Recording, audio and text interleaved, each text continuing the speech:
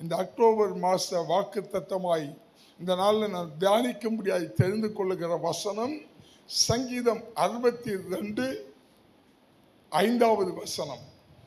என் ஆத்துமாவே என் ஆத்துமாவே தேவனையே நோக்கி அமர்ந்திரு, தேவனையே நோக்கி அமர்ந்திரு, நான் நம்புகிறது அவராலே வரும், நான் நம்புகிறது அவராலே வரும். நல்லா கவனிங்க, இந்த அக்டோபர் மாசத்துக்குள்ள பிரவேசிக்கிற அன்பான தேவனுடைய பிள்ளையே, நம்ம அநேக காரியங்களை அவரை நம்புகிறோம்னு சொல்றோம்.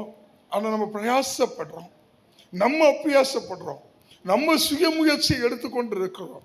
தேவ பிள்ளைகளாகிய நாம் அவரை நம்பி இருக்கிறேன்னு சொல்றோம், அவரை விசுவாசிக்கிறேன்னு சொல்றேன், என்னுடைய வாழ்க்கையில எல்லா நன்மைகளும் அவரால் தான் வரும்னு சொல்றோம் வாயளவில். ஆனா பாருங்க, ஒவ்வொரு காரியங்களுக்கும் நம்ம சுயமுயற்சியை எடுத்துக்கொண்டு இருக்கிறோம், நாம் பிரயாசப்பட்டு கொண்டு இருக்கிறோம். அவரை நம்புறேன்னு சொல்லிக்கிட்டு நம்முடைய பிரயாசத்தினால நம்ம ஓடிக்கொண்டிருக்கிறோம், நம்முடைய பலத்தினால ஓடிக்கொண்டிருக்கிறோம். ஒருபோதும் நம்முடைய சுய முயற்சினாலேயோ நம்முடைய சுய பலத்தினாலேயோ நம்முடைய சுய பிரயாசத்தினாலேயோ ஒருபோதும் நம்முடைய காரியங்கள் ஆகாது, நமக்கு நன்மை வராது. நம்முடைய சகல நன்மைகளும் அவருடைய கருத்துல இருக்குது. அப்ப நமக்கு நன்மை செய்வேன்னு சொல்லி இருக்கிறார்னா அந்த நன்மை யாருக்கிட்ட இருந்து வரும்னா நம்முடைய தேவனாகிய கர்த்தரிடத்திலிருந்து வரும். இந்த உலகத்தை கேட்டா உலகம் சொல்லும் நம்பிக்கை தானே வாழ்க்கை அப்படின்னு சொல்லிக்கிட்டு இந்த நம்பிக்கையை வைத்துக்கொண்டு எதை தேடி எதற்கு பின்னாடியே ஓடிக்கொண்டிருக்கிறாங்க, சுய முயற்சி செய்து கொண்டிருக்கிறாங்க, சுயமாய் பிரயாசப்பட்டு கொண்டிருக்கிறாங்க. சுய பலத்துல எப்படியாவது சில நன்மைகளை பெற்றுக்கொள்ளணும்னு சொல்லி ஓடிக்கொண்டிருக்கிறாங்க. தேவ பிள்ளைகளாகிய நம்ம ஒருபோதும் சுய முயற்சியை சார்ந்திருக்க கூடாது, தேவ பலத்தை சார்ந்திருக்கணும், தேவனை சார்ந்திருக்கணும். அன்பான தேவனுடைய பிள்ளையே, நம்முடைய வாழ்க்கையில நன்மை வரணும்னா அது தேவனால் மட்டும்தான் முடியும். அவரை நம்புகிற பிள்ளையுடைய வாழ்க்கையில அவர் நன்மையை செய்யாம விடவே மாட்டார். அதான் தாவீது சொல்றாரு பாருங்க, தாவீதுடைய வாழ்க்கையில தாவீது தன்னுடைய ஆத்துமாவை நோக்கி சொல்லுகிறாரு, என் ஆத்துமாவே தேவனையே நோக்கி அமர்ந்திரு. அநேக காரியங்கள் இந்த ஆத்மாவோடு பேசுகிற அனுபவம் தாவீதுக்கு. என வாழ்க்கையில சிலரை நம்பி சிலருடைய ஆலோசனைகளை கேட்டு சிலருடைய காரியங்களை பார்த்து சிலரை நம்பி ஏமாந்து போனவன். அதனால சொல்றா, என் ஆத்மாவே நீ தேவனையே நோக்கி அமர்ந்து, நான் நம்புகிறது அவராலே வரும். அப்போ ஒருபோதும் பாருங்க, என் சுய பலத்தினால நான் இதை பெற்றுக்கொள்ளலாம், என் சுய முயற்சினால நான் பெற்றுக்கொள்ளலாம், என்னுடைய பிரயாசத்தினால நான் பெற்றுக்கொள்ளலாம் என்பது அல்ல. என் தேவன் எல்லா காரியங்களையும் எனக்கு கைக்குடி வர செய்வார், எனக்கு சகல நன்மைகளும் அவராலே வரும். தேவ பிள்ளைகளுடைய வாழ்க்கையில நம்ம எப்பொழுதும் நம்ம நம்பி இருக்கிற நன்மை அவராலே வரும்னு சொல்லி அவரை விசுவாசித்து அவருடைய சமூகத்தில் காத்திருக்கணும். ஹல்லேலூயா. கடந்த நாள்ல பாருங்க, ஒரு அன்பு சகோதரியை சந்திக்கும்படியான சூழ்நிலை ஏற்பட்டுச்சு. அப்ப அந்த சகோதரியோடு பேசிக்கிட்டு இருந்தேன். அந்த சகோதரி சில நாட்களாக சர்ச்சைக்கு போகலன்னு கேள்விப்பட்டேன். அப்போ அந்த சகோதரிட்ட போய் நான் கேட்டேன், நீங்கள் ஏன் சிஸ்டர் சர்ச்சைக்கு போகலை? அவங்க போகிற சர்ச்சை பார்த்தீங்கன்னா அவங்க வீட்டுடைய அடுத்த தெருவில் இருக்குது, ஒரு சின்ன சர்ச்சை. அப்போ அந்த சகோதரிட்ட போய் கேட்டேன், நீங்கள் ஏன் சர்ச்சைக்கு போகாமல் இருக்கீங்கன்னு. அப்போ அந்த சகோதரி என்கிட்ட சொன்னாங்க, பிரதர், என்னுடைய மகா 12th படித்து கொண்டு இருக்கிறா, அவளுக்கு இந்த நாட்களில் எக்ஸாம் நடந்துக்கிட்டு இருக்குது. கடந்த திங்கட்கிழமை அவளுக்கு மேக்ஸ் எக்ஸாம். அப்போ சாட்டர்டே ராத்திரி கிட்டத்தட்ட 12 மணி 1 மணி வரைக்கும் அவள் இருந்து என்ன செய்யறா, படிக்கிறா, பிரயாசப்படுறா, ராத்திரி முழுவதும் முயற்சி பண்றா, எப்படியாவது நல்ல மார்க் எடுத்துன்னு சொல்லி அவள் படிக்கிறா. கிட்டத்தட்ட அவள் படித்து முடித்து தூங்குவதற்கு 1 மணி 2 மணி ஆயிடுது. பாஸ்டர் பார்த்தீங்கன்னா காலையில் 7 மணிக்கே சர்ச்சை வச்சிருக்காரு. நான் பாஸ்டர் போய் கேட்டேன், பாஸ்டர் பிள்ளை நைட்டு 1 மணி 2 மணிக்கு தூங்குறா, அவளுக்கு காலையில் சர்ச்சைக்கு வர்றதுக்கு கஷ்டமா இருக்குது, அதனால 7 மணிக்கு வைக்கிற சர்வீஸை நமக்கு 8 மணிக்கு வைக்கலாம்ல. 7 மணிலேருந்து 9:30 மணி வரைக்கும் வைக்கிற சர்வீஸை நீங்க 8 மணிலேருந்து 10 மணி வரைக்கும் வைக்கலாம்லன்னு சொல்லி நான் கேட்டேன். பிரதர், பாஸ்டர் சொல்றாரு அப்படியெல்லாம் டைம் மாற்ற முடியாதுன்னு சொல்றாரு. என் பிள்ளைக்கு சர்ச்சைக்கு போக முடியல, காலையில் எப்படி அவளால் எழும்ப முடியும்? அவளுக்கு சர்ச்சை போக முடியலைங்கிறதுனால கிட்டத்தட்ட 1 மாசமாவே சர்ச்சைக்கு போகலை. இப்ப நானும் போகலை. கவனிங்க, இந்த தாயார் என்ன சொல்ல வராங்கன்னா, என் மக படிப்புல நல்ல மார்க் எடுக்கணும், நல்ல ஒரு ஸ்தானத்தை சென்றடையணும், நல்ல ஒரு பட்டம், நல்ல ஒரு பட்டத்துக்குள்ள போகணும், அதுக்காக என் மக படிப்புல ரொம்ப இரவு முழுவதும் பிரயாசப்படுறா, இரவு முழுவதும் முயற்சி எடுக்கிற. அன்பான தேவனுடைய பிள்ளையே, ஒரு காரியத்தை நல்லா புரிந்து கொள்ளுங்க. இது எதற்காக சொல்றேன்னா, ஒருபோதும் நம்முடைய முயற்சியினால ஜெயம் எடுக்க முடியாது. இந்த தாயார் மட்டும் இல்ல, இன்னும் அநேக தாயார்கள் தேவனுடைய சபைக்கு போகிற காரியத்துல பிள்ளைகளை வளர்க்கிற விதத்துல தவறி விடுறாங்க. பலவிதமான முயற்சிகள் எடுக்கிறாங்க, பிரயாசப்படுறாங்க, அபியாசப்படுறாங்க, சுய முயற்சி எடுக்கிறாங்க, சுய பலத்தில் இருக்கிறாங்க. தேவனை சார்ந்து நிற்கிற அந்த அனுபவம் இல்லை. தேவனிடத்துல இருந்துதான் தன்னுடைய பிள்ளைகளுக்கு நன்மை வருங்கிற அந்த நம்பிக்கை அற்று போயிடுது, அந்த விசுவாசம் குறைந்து போயிடுது. அநேக காரியங்கள் தேவனிடத்திலிருந்து வார்த்தைகளை பெற்றுக் கொள்றாங்க, வாக்குத்தத்தங்களை பெற்றுக் கொள்றாங்க. தேவனுக்கு இந்த நன்மையை நான் உனக்கு செய்வேன்னு சொல்றாரு. ஆனா என்ன செய்யறாங்கன்னா, தேவன் மேல நம்பிக்கை இல்லாம தேவனை சற்று தள்ளி வைத்து விட்டு தன்னுடைய முயற்சி, தன்னுடைய பிரயாசம், தன்னுடைய பலத்துல போராடி கொண்டிருக்கிறாங்க. அன்பான தேவனுடைய பிள்ளையே, தேவன் இல்லாம நீங்க எடுக்கிற சகல முயற்சிகளையும் தோல்விதான் வருமே தவிர ஒருபோதும் வெற்றி வராது. ஏன்னா நன்மையான அத்தனை ஈவுகளும் தேவனிடத்திலிருந்து வருகிறது. ஒரு தேவ பிள்ளையுடைய வாழ்க்கையில நன்மை வரணும்னா அது தேவனால் மட்டும்தான் வரும். தேவனாலே வருகிற ஆசீர்வாதங்கள் ஐஸ்வர்யத்தை தரும், அதுல ஒருபோதும் வேதனை இருக்காது. அப்ப தேவ பிள்ளைகளாகி நம்ம ஒருபோதும் என்ன செய்யக்கூடாதுன்னா, நம்முடைய சுயபலத்தை நம்பி இருக்க கூடாது, சுய முயற்சிகளை நம்பியிருக்க கூடாது, மற்ற மனுஷனுடைய ஆலோசனைகளின் படி நம்ம செயல்படக்கூடாது, மற்ற மனுஷர்கள் உதவி செய்வார்கள் என்ற நம்பிக்கையில நம்ம செயல்படக்கூடாது. நம்ம என்ன செய்யணும்னா, எனக்கு குறிப்பிட்டிருக்கிற, எனக்கு சொல்லப்பட்டிருக்கிற அத்தனை நன்மைகளும் அவராலே வரும். அதனால என் ஆத்மா அவரை நோக்கி காத்திருக்கிறது, அவர்கிட்ட நன்மையை பெற்றுக்கொள்ளும்படியாக என் ஆத்மா இரவும் பகலோ என் தேவனை நோக்கி காத்திருக்கிற. அன்பான தேவனுடைய பிள்ளையே, நம்முடைய அனுபவம் எப்படி இருக்கணும்னா, என்னுடைய பிரயாசத்தினால ஒன்றும் செய்ய முடியாது, என்னுடைய சுய முயற்சியினால முடியாது, என்னுடைய பலத்தினால முடியாது. வேதத்துல மோசையுடைய வாழ்க்கையை நம்ம சற்று தியானித்து பார்த்தோம்னா, மோசை என்ன பண்றான்னா, இஸ்ரவேல் ஜனங்கள் எல்லாம் எகிப்தின் அடிமைத்தனத்துல ஒரு அடிமைத்தன வாழ்க்கை வாழ்ந்து கொண்டிருக்கிறாங்க. ஆனா மோசை மட்டும் பார்வோனுடைய வீட்டுல ஒரு ராஜ வாழ்க்கை மட்டுமல்ல, மோசை சகல காரியங்களிலும் நல்ல கற்று தேர்ந்தவனாய் அவன் வளர்க்கப்படுகிறான். நாம் வேதத்தை திருத்திக் கொள்வோம் என்றால், அப்போஸ்தலர் புஸ்தகம் 7வது அதிகாரத்துல 22வது வசனம் சொல்லுது, மோசே எகிப்தியருடைய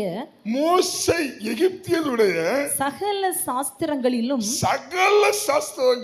கற்பிக்கப்பட்டு வாக்கிலும் செய்கையிலும் வல்லவனானான். அல்ல கவனிங்க, மனசுல வச்சுக்கிடுங்க.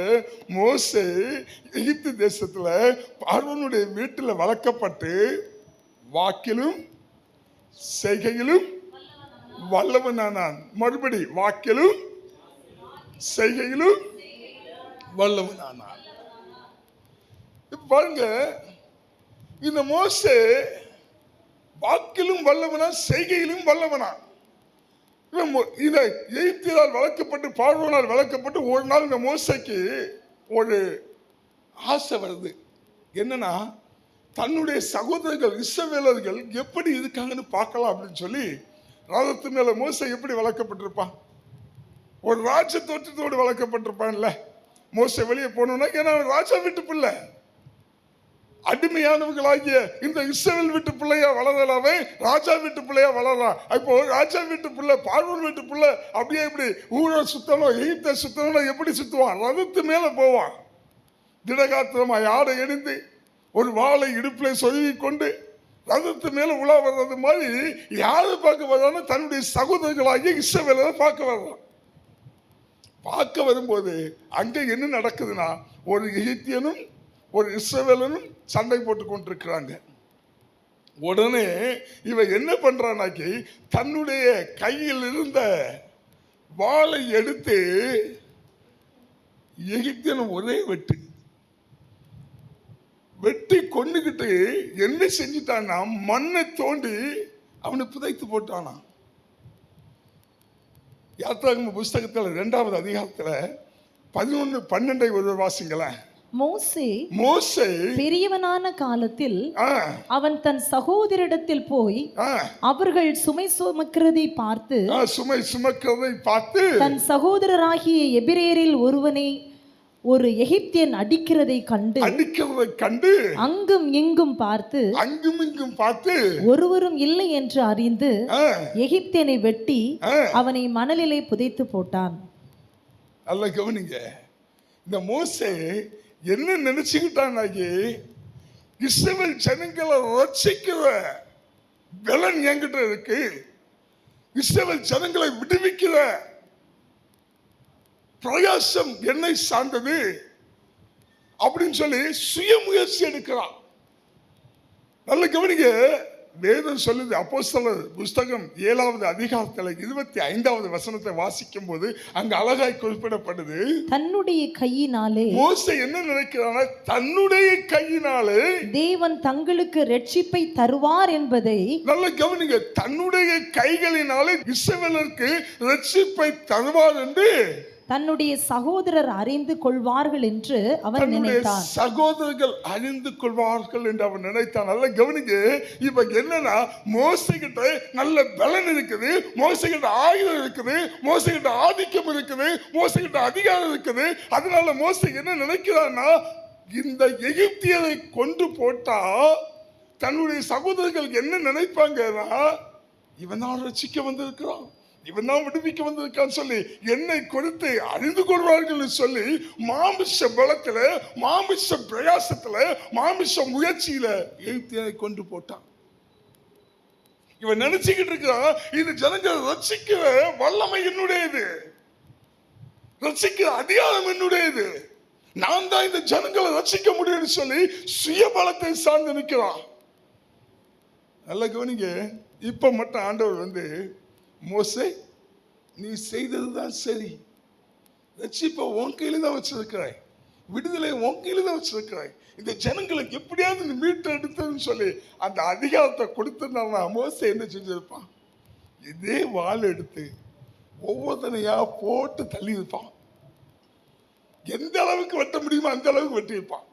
மீதி இருக்கவன விஷம் வச்சாது கொண்டிருப்பான். ஆண்டவர் பார்த்தாது, உன்னால ஒன்றும் முடியாது. நல்ல கவனிங்க, இஸ்ரவேல் ஜனங்களுக்கு விடுதலை வரும், இஸ்ரவேல் ஜனங்களுக்கு தேவனால் ரட்சிப்பு வரும். மோசையினால் அல்ல, மோசையுடைய பலத்தினால் அல்ல, மோசையுடைய மாம்ச முயற்சியினால் அல்ல, மோசையுடைய பிரயாசத்தினால் அல்ல, அவரால வரும். நல்ல கவனிங்க, மோசையை பார்த்தாது.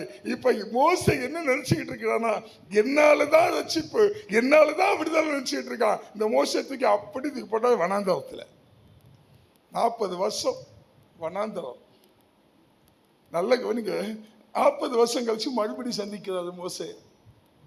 இப்ப சந்திச்சு சொல்றாரு, மோசே நீ எகிப்துக்கு போ, இஸ்ரவேல் ஜனங்களை விடுவிக்கிற காரியத்தை, இஸ்ரவேல் ஜனங்களை ரட்சிக்கிற அதிகாரத்தை நான் உன் மேல வச்சிருக்கேன்னு சொன்ன உடனே மோசே இப்ப என்ன சொல்றான்னு தெரியுமா? யாத்திராகம புஸ்தகம் 4வது அதிகாரம் 10வது வசனத்தை வாசிங்களேன். அப்பொழுது மோசே கர்த்தரை நோக்கி ஆண்டவரே இதற்கு முன்னாவது தேவரீர் உமது அடியனோடே பேசினதற்கு பின்னாவது நான் வாக்கு வல்லவன் அல்ல. இங்க வசனம் நம்ம ஏற்கனவே வாசிக்கும் வசனம் என்ன சொல்லுச்சு? நல்ல கவனிங்க, அவன் வாக்கிலும் செய்கையிலும் வல்லவன்.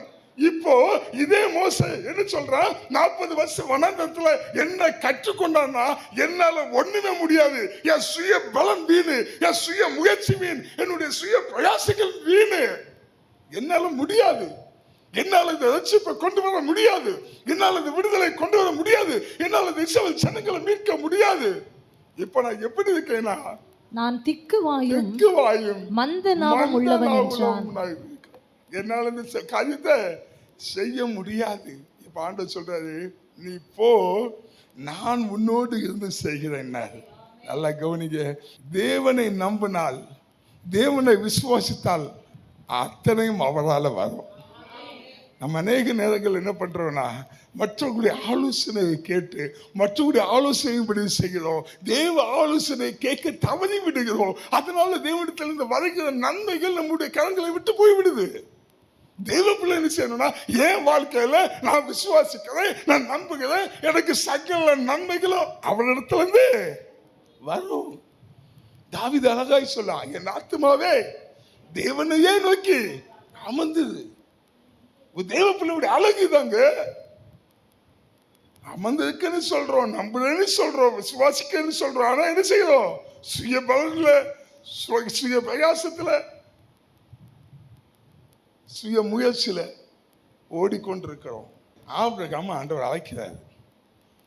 ஆபிரகாம் அழைக்கும் போது ஆதியாகமம் 12வது அதிகாரத்துல 2வது வசனத்துல ஆபிரகாம் ஆண்டவர் என்ன சொல்றார்னா, நான் உன்னை பெரிய ஜாதியாக்கி, போதும், நான் உன்னை பெரிய ஜாதியாக்குவேன். நல்ல கவனிங்க, ஆபிரகாமுக்கு என்ன இல்லை, பிள்ளை இல்லை, அவனுக்கு ஐஸ்வர்ய குறைவு இல்லாம இல்லை, பிள்ளை இல்லை, அவனுடைய குறைவு பிள்ளை இல்லை, வயசு போயிடுச்சு. இப்ப ஆண்டவர் கூப்பிட்டு சொல்றாரு, நான் உன்னை என்ன சொல்ல வர்றாரு, உனக்கு ஒரு சந்ததி, பெரிய ஜாதி, சந்ததி இல்லாம ஜாதியாக முடியுமா, உனக்கு ஒரு பெரிய ஜாதியாக்குவேன். அது மட்டுமல்ல, தொடர்ந்து 13வது அதிகாரத்துல 16வது வசனத்தை வாசிக்கும் போது வாசிக்கலாம், உன் சந்ததியை பூமியின் தூளை போல பெருக பண்ணுவேன், ஒருவன் பூமியின் தூளை எண்ண கூடுமானால் உன் சந்ததியும் எண்ணப்படும். அப்ப ஆண்டவர் என்ன சொல்றாருன்னா, உன் சந்ததியை பூமியின் தூளை போல, இதனுடைய அர்த்தம் என்ன, உன் பிள்ளைகளை பூமியின் தூளை போல பெருக பண்ணுவேன். நல்ல கவனிங்க, ஆண்டவர் மறுபடி ஆபிரகாமுக்கு, அவனுக்கு என்ன இல்லைன்னா குழந்தை இல்லை, ஆபிரகாம் வந்து சொல்றாரு, உனக்கு குழந்தைய கொடுப்பேன், உனக்கு பிள்ளையை கொடுப்பேன், உனக்கு சந்ததியை கொடுப்பேன், அந்த சந்ததி பெருகும், அந்த சந்ததி திரளாய் நிரம்பும். இது ஆபிரகாமுடைய வாக்குத்தத்தம், இது ஆபிரகாம் சொல்லப்பட்ட வார்த்தை. நல்ல கவனிங்க, ஆபிரகாம் 15வது அதிகாரத்துல மறுபடி வந்து ஆண்டவர்கிட்ட கேட்கிற, ஆண்டவரை நீ எனக்கு என்ன தருவி, என் வீட்டு விசாரணைக்காரராகிய எலியேசர் என் வீட்டில் இருக்கிறான். அதை தொடர்ந்து 2 15 2 3 4 வாசித்து போக நேரம் இல்லை, நீங்க நோட் பண்ணிடுங்க. என்னுடைய வீட்டில் பிறந்த பிள்ளைகள் என்னிடத்தில் இருக்கிறார்கள், அவர்கள் என்னுடைய சுதந்திரவாளின்னு சொல்றான் ஆபிரகாம் என்னதுமா முடிவு பண்ணிட்டான், விசுவாச தகப்ப சொல்றோம். ஆனா ஆபிரகாம் என்ன நினைக்கிறான்னா, இந்த வயசுக்கு மேல என்னுடைய வாழ்க்கையில குழந்தைக்கு சாத்தியம் இல்லை, அதனால என் வீட்டுல பிறந்த எலியேசருடைய சந்ததி, என் வீட்டு விசாரணைக்காரனாகிய எலியேசருடைய சந்ததியாகிய அவனுடைய பிள்ளைய என் பிள்ளையாய் நான் தத்தெடுத்து என்னுடைய சுதந்திரவாளியை நான் வச்சுக்கிறவான்னு கேட்கிறான். இப்ப ஆண்டவர் சொல்றாரு, அவன் உனக்கு சுதந்திரவாளி அல்ல, அவன் உனக்கு சுதந்திரவாளி அல்ல, உன் கர்ப்பமானவனே உனக்கு சுதந்திரவாளி. இப்ப பாருங்க, 15வது அதிகாரத்தில் சமூகம் நடக்கு. இதை தொடர்ந்து ஆண்டவனே வாக்குத்தத்தங்களை கொடுக்காது. அதுலயும் என்ன சொல்றாருன்னா, உன் சந்ததி கடற்கரை மணலை போல பெருகும், கானான் தேசத்தை உன் சந்ததி ஆண்டு கொள்ளும், நீ பெருகுவா, இப்படி சொல்லி ஆண்டு வாக்குத்தத்தை கொடுத்து அவனோட ஒரு உடன்படிக்கை ஏற்படுத்தி அவன் அனுப்பிடாரு. 16வது அதிகாரத்துல வீட்டுக்கு வந்தான்னா இந்த அம்மா சொல்றாங்க, யாரு, ஆபிரகாமுடைய மனைவி சாராள் சொல்றாங்க, கர்த்தர் என் கர்ப்பத்தை அடைத்தாரு, ஆனபடினால என்னுடைய அடிமை பெண்ணாகிய ஆகாரோடு நீ சேரணும். இப்போ ஆபிரகாம் என்ன நினைக்கிறாரா, கர்த்தர் என்ன சொன்னாரு, எலியேசுடைய பிள்ளை உனக்கு பிள்ளை இல்லை, உன்னுடைய கர்ப்ப பிறப்பை இப்ப ஆபிரகாம் நினைக்கிறான், ஆகாரோடு நம்ம இருந்து அதுல ஒரு குழந்தை உருவானா அது யாருடைய கர்ப்ப பிறப்பு? ஆபிரகாமுடைய கர்ப்ப பிறப்பு. இப்ப ஆபிரகாம் நினைக்கிறான், என்ன நினைக்கிறானா, அவனால முடியாது, எனக்கு ஆலோசனை கொடுக்கிறாங்க, அவங்களுடைய செய்கையின்படி செய்து நான் முயற்சி பண்ணி நான் பிரயாசப்பட்டு நான் குழந்தையை பெற்றுவேன். வீட்டு விசாரணைக்காரனாகிய எலியேசுடைய பிள்ளை என் சுதந்திரவாளி இல்லை, அதனால ஆகாரோட குழந்தை பெற்றா அந்த ஆகாருக்கு பிறக்கிற பிள்ளை எனக்கு சுதந்திரவாளியா இருப்பான்னு சொல்லி தன் முயற்சி, சுயமுயற்சி சார்ந்திருக்கா. எப்படி சுயமுயற்சி சார்ந்திருக்கிறா? மற்றவங்களுடைய ஆலோசனையை கேட்டு, ஆகாருடைய ஆலோசனையை கேட்டு. சில வேளையில சிலர் உங்களுக்கு நெருக்கமானவங்க ஆலோசனை கொடுப்பாங்க, நீங்க என்ன செய்யணும்னா தேவ ஆலோசனைக்காக காத்திருக்கிறோம், தேவன் பேசும்படியாக காத்திருக்கணும், தேவன் உங்களுக்கு என்ன சொல்றான்னு சொல்லி காத்திருக்கணும். சில ஆலோசனையை கேட்டு போனீங்கன்னா அது நிமித்தம் வேதனை, துன்பம், கஷ்டம் வந்துடும். பாருங்க, இந்த ஆபிரகாம் என்ன நினைக்கிறான்னா, ஆகாரோடு சேர்ந்தா அது யாரு? என்னுடைய கர்ப்ப பிறப்புன்னு சொல்லி ஆகாரோடு சேர்ந்து ஒரு குழந்தைய பெற்றான். இப்ப ஆண்டவர் குழந்தை பிறந்ததுலேருந்து 13 வருஷம் ஆபிரகாமோடு பேசவே இல்லைங்க. குழந்தை ஆபிரகாமுடைய 86 வயசுல பிறக்கிறான். ஆதியாகமத்தில் 11வது அதிகாரத்தில் கடைசி வசனம் வாசிக்கும் போது 86 வயசுல குழந்தை பிறக்கிற ஆபிரகாமுடைய 93 வயசு வரைக்கும் ஆண்டவர் பேசுறார். 13 வருஷம் ஆபிரகாமுக்கும் தேவனுக்கு எந்த உறவும் இல்லை, எந்த ஐக்கியமும் இல்லை. ஏன்? துராலோசனை உள்ள போயிடுச்சு. அதனால தேவன் தன்னை விட்டு நீங்கி போயிட்டாரு. தேவன் எனக்கு சொல்லி இருக்கிறாரு, தேவன் எனக்கு வாக்கு பண்ணி இருக்கிறாரு, என் சந்ததி பெருகுன்னு சொல்லி இருக்கிறாரு. தேவனை செய்வாருங்கிற நம்பிக்கை இல்லை, கர்த்தரால வருங்கிற நம்பிக்கையை விட்டு சற்று தள்ளி போயிட்டான், சற்று விலகி போயிட்டான், விசுவாசத்துல கொஞ்சம் குறைந்து போயிட்டான் விசுவாச தகப்பன். இப்போ ஆண்டவர் ஆகாருக்கு என்ன சொல்றாருன்னா, இவன் யாரா இருப்பான்னா துஷ்டனா இருப்பான். மனுஷனுடைய கைகள் இவனுக்கு விரோதமாகவும் இவனுடைய கை மனுஷனுக்கு விரோதமாகவும் தான் இருக்கும். ஆபிரகாம் 17வது அதிகாரத்துல தரிசனமாய் சொல்றாரு, நீ எனக்கு முன்பாக நடந்து கொண்டு உத்தமனாயிரு, உனக்கு எனக்கும் நான் ஒரு உடன்படிக்கை ஏற்படுத்திருக்கேன்னு சொல்லி ஞாபகப்படுத்தின உடனே ஆபிரகாம் என்ன செய்யறான்? சரண்டர் ஆகிறான். 3வது வசனம் சொல்லுது, முகங்குப்ப விழுந்து வணங்கினான். காரணம் என்ன? நல்லா புரிஞ்சுட்டான். ஆண்டவரே, நீங்க தான் வாக்கு கொடுத்தீங்க, நீங்க தான் அழைச்சிங்க, உங்களால தான் இந்த நன்மை வரும்னு நான் நம்பாம சுய முயற்சி எடுத்துட்டேன், சுய பலத்தை சார்ந்து நின்றுட்டேன், சிலருடைய ஆலோசனை கேட்டு தவறி போயிட்டேன். இனி நான் அல்ல நீங்க தான் சொல்லி விழுந்து சரண்டரான பாருங்க. அங்க ஆண்டவர் செய்தாரு. ஈசாக்குங்கிற சுதந்திர வாளிய அந்த எந்த சாரால் எனக்கு கர்ப்பம் செத்து போச்சுன்னு சொன்னாலும் அந்த செத்து போன கர்ப்பத்துல உருவாக செய்தார். அப்ப தேவ பிள்ளைகள் என்னன்னா, தன்னுடைய வாழ்க்கையில நன்மை நடக்கணும்னா அது தேவனால் மட்டும்தான் நடக்கும். என்னுடைய பிரயாசத்தினால் அல்ல, என்னுடைய முயற்சியினால் அல்ல. நான் யாரை சார்ந்து வாழணும்னா தேவனை சார்ந்து வாழணும். என் வாழ்க்கையில சகல நன்மைகளை அவர் செய்யாம விடமாட்டான்னு சொல்லி எந்த ஒரு தேவ பிள்ளை தேவ சமூகத்தில் அதிகமாக விசுவாசத்தோடு காத்திருக்கிறாரோ, அவனை நம்பி இருக்கிறாரோ, அவருடைய வாழ்க்கையில சகல நன்மைகளும் அவரால் வருகிறது, அவரால் வருகிறது. இந்த தேவ பிள்ளை ஒருபோதும் மறக்கக்கூடாது.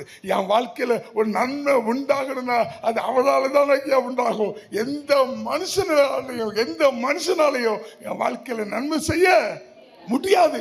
எந்த மனுஷனுடைய ஆலோசனை எனக்கு நன்மை செய்ய முடியாது. எந்த இடத்துல என்னுடைய சுய முயற்சிகள் என்னுடைய வாழ்க்கையில் நன்மையை கொண்டு வர முடியாது. அவரால் ஆகும், அவரால் வரும்.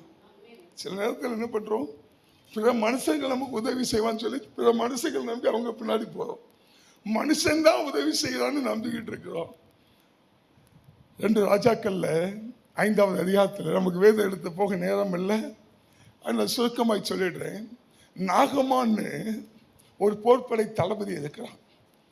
அவன் சீரியா தேசத்தின் ராஜாவுக்கு வலது கை. அவ போர்படை தளபதி மட்டுமல்ல, அந்த ராஜாவுக்கு கையிலாக கொடுக்கிற ஒரு பெரிய அமைச்சர். அவன் என்ன பண்றான்னா, ஒரு மாட்டு இஸ்ரவேல் மேல யுத்தம் பண்ணி இஸ்ரவேல் இருந்து அநேகரை சிறைப்பிடித்து கொண்டு வர்றான். சிறைப்பிடித்து கொண்டு வரும்போது அதுல வந்த ஒரு சிறு பெண்ணை என்ன செஞ்சான, தன்னுடைய மனைவிக்கு வீட்டு வேலைக்கு உதவியாக தன்னுடைய வீட்டுல வேலைக்கு வச்சுட்டான். இப்ப இந்த பொண்ணு வீட்டுல வேலை பார்த்துட்டு இருக்கும்போது இந்த பொண்ணு ஒரு ரகசியத்தை கண்டுபிடிக்குது. நாகமான் பெரிய படை தளபதி இல்ல, பெரிய வீரன் இல்ல, இந்த வீரனுடைய சட்டையை கலத்தி போட்டான்னா சர்வம் முழுது எப்படி இருக்கா, குஷ்டமா இருக்குது. இப்ப இந்த பொண்ணு சொல்லுது, இஸ்ரவேல்ல இவர் போய் அங்க இருக்க தீர்க்கதரிசியை ஒருவரை பார்ப்பார்னா இவருடைய குஷ்டம் நீங்கி இவர் சுஸ்தமாவார்னு அந்த பொண்ணு ஒரு அறிவிப்பை கொடுக்குது. இப்ப இத நாகமான் நம்பினான். பக்கத்தில் சொல்லுங்க, நாகமான் தேவனை அறியாதவன், ஆனால் தேவனை குறித்து சொன்ன காரியத்தை நம்பினான். நம்பி என்ன செய்யறான்னா, நேர ராஜாட்ட போறான்.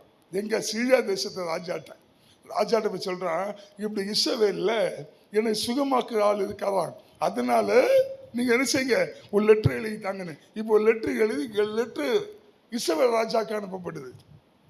இஸ்ரவேல் ராஜா கிட்ட வந்து இவன் என்ன செய்யறான், நாகமான் லெட்டரை கொடுத்துக்கிட்டு சட்டையை கலத்தி நிற்கான்.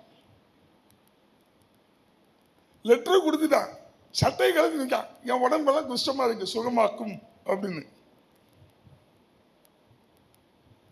நாகமான் யாரை நம்பிக்கிட்டு இருக்கா, மனுஷனை நம்பிக்கிட்டு இருக்கா. இப்ப பாருங்க, மனுஷனை நம்பிக்கை வந்ததுனால இவன் அமைச்சரவையில வந்து ராஜா உட்கார்ந்து இருக்க சிங்காசனத்து முன்னாடி சட்டையை கலத்திக்கிட்டு லெட்டரை கொடுத்து நிக்கான், வா என்ன சுகமாக்கணும். ராஜா பார்த்தாரு, நீ சட்டையை கலத்துத, இந்த காரியம் என்னால கூடுற காரியமா, சட்டையை கிழிச்சிட்டாரு. ஏன் முன்னாடி இந்த சட்டையை கலத்தி நிக்கான், இவன் ஏதோ யுத்தத்துக்கு வழிவகுக்காம போறேன்னு சொல்லி ராஜா சட்டையை கிழிச்சிட்டாரு. இவன் சட்டையை கலந்து நிற்காது, சட்டையை கிழிச்சு நிற்காது. இந்த செய்தி எங்க போகுதுன்னா எலிசாக்கு போகுது. இப்ப எலிசா சொல்றான், அவனை இங்க வந்து சொல்லு. இப்போ நாகமான் எதை நம்பி போறான்னா, இங்க ஒரு தீர்க்கதரிசி இருக்காது, இவர் போன உடனே என்ன செய்வாது, அப்படியே உடம்ப அழகா எண்ணெயை போட்டு நல்ல ஒரு மயில் இறக வச்சு அப்படியே தடவி நான் சுகமா இருப்பேன், அப்படி தடவி தடவி தடவி என்னை சுகமாக்கிடுவார். அப்படி நினைச்சிட்டு வந்துப்பா நினைக்கிறேன். இல்லைன்னா என்ன இப்படி நினைச்சப்பான், ஒரு தைல குப்பியை வச்சுப்பாரு. அந்த தைல குப்பியை வச்சு என் உடம்பெல்லாம் அவருடைய கைகள்னால அப்படியே தடவி அப்படி மசாஜ் பண்ணி அப்படி புண்ணு அந்த அந்த குஷ்டத்தில் இருக்க பொருட்கெல்லாம் இலக்கி எனக்கு மருந்து போட்டு என்னை சுகப்படுத்துவார். இந்த மனுஷன் எனக்கு என்ன செய்வாரு, கண்டிப்பா நன்மை செய்வாரு, என் குஷ்டம் நீங்க ஒண்ணு நினைச்சுக்கிட்டு மனுஷனை தேடி வர்றான் நாகமான். இப்ப எலிசா சொல்றான், நீ என்னை பார்க்கவே வர வேண்டாம், வர்ற வழியில யோர்தான் நதியில 7 முறை ஸ்நானம் பண்ணி எழுப்பி போட்டான். இப்ப கோவம் வந்துட்டு, நான் குளிக்காதவனா, என் வாழ்க்கையில குளிக்கிற அனுபவம் இல்லாதவனா, என்ன போய் குளிச்சுட்டு போய் சொல்ற, நான் நம்பி வந்தேன், நீ தழுவுவ, நீ மயிரகால வருடுவ, ஏதாவது உன்னை கைகள்னால செய்வ, இல்ல வெளியே வந்து அப்படி என் தலையில கை வச்சு பெரிய ஜெபாராதனை நடத்தி வல்லமை இறக்கி என்ன சுகமாக்குவேன் நினைச்சா நீ குளிச்சுட்டு போய் சொல்றியே. ஏன் இவனுடைய நினைவு எல்லாம் மனுஷனால வரும்னு சொல்லி. ஆனா எலிசாக்கு தெரியும், இது என்னுடைய காரியம் அல்ல, இந்த நாகமானுடைய வாழ்க்கையில நன்மை வரணும்னா தேவனாலே வரும். பாருங்க, நாகமான் குளிச்சாங்க, நன்மை வந்துச்சு. இப்ப நாகமான் சொல்றான், பூமியிலேயே இவனை போல ஒரு தேவனுக்கு இல்ல. ஏன் விசுவாசிக்கிறவனுக்கு, நோக்கி பார்க்கிறவனுக்கு தேவன் நன்மை செய்ய வல்லமை உள்ளவராக இருக்கிறார். நீ விசுவாசித்தா, நீ நம்பினா, நீ அவரை நோக்கி பார்த்தா, நீ அவரை சார்ந்திருந்தா உன் வாழ்க்கையில நன்மை செய்ய அவர் வல்லவராக இருக்கிறார். உன் வாழ்க்கைக்கு வேண்டிய சகல நன்மைகளும், உன் பிள்ளைகளுக்கு வேண்டிய சகல நன்மைகளும், உன் குடும்பத்துக்கு வேண்டிய சகல நன்மைகளை அவர் செய்ய வல்லமை உள்ளவராக இருக்கிறார். நன்மைகள் அவரிடத்திலிருந்தே வரும்.